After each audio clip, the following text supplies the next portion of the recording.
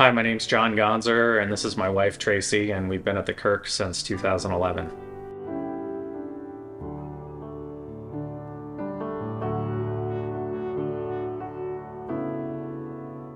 I think the biggest thing for us has been learning to be a cheerful giver. It was nearly 20 years ago when we got involved in leading Crown Financial Ministries, and we've had a chance to lead several groups through that curriculum. And some of the learnings from that of what the scriptures say about giving is 10%, the tithe, 10%, and the first fruits, meaning before taxes.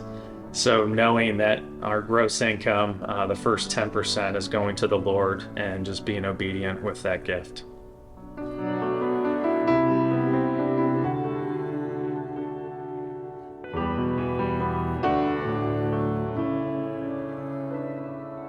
I think one of the most visible areas that we've experienced over the years is how the Kirk has been able to support missionaries out in the field, a number of which have been through seminary and we've been able to develop relationships with. But when folks come back for the mission conference and being able to hear of the great things that they're doing to spread the gospel around the world, that's been a huge blessing.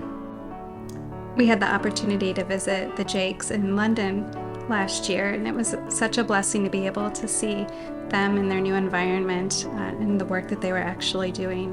It was a blessing to our family just to be a part of that and to see all the ways that they're impacting Surge in London.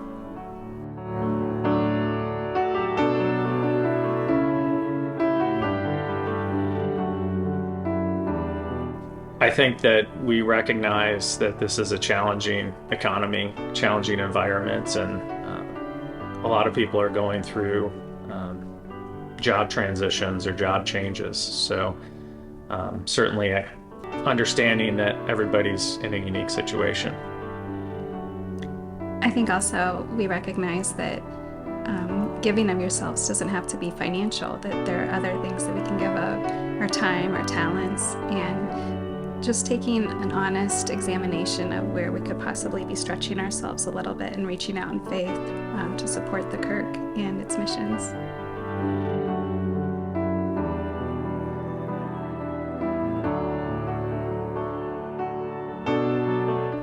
I'll never forget the first time we visited the Kirk. It was even before we moved here, and we happened to be sitting in the pew in front of Daryl and Lori Lewis.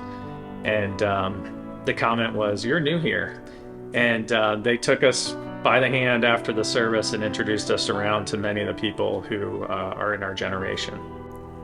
I think also what has profoundly affected us is that we don't have family here in St. Louis, but our friends from the Kirk have become our family, and they've built up those relationships where we trust them wholeheartedly. We look to them for holidays and family events, and that would never have happened without being in the Kirk.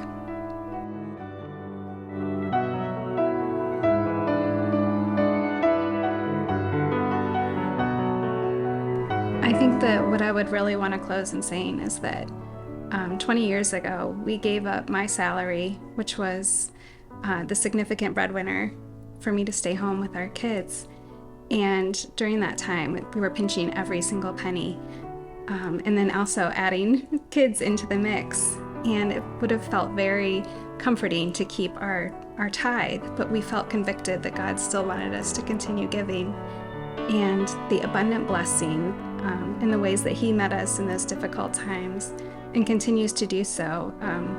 It's just been a blessing to look back over that time and see where He's met us and how He has never let us down, even in those times where it felt scary.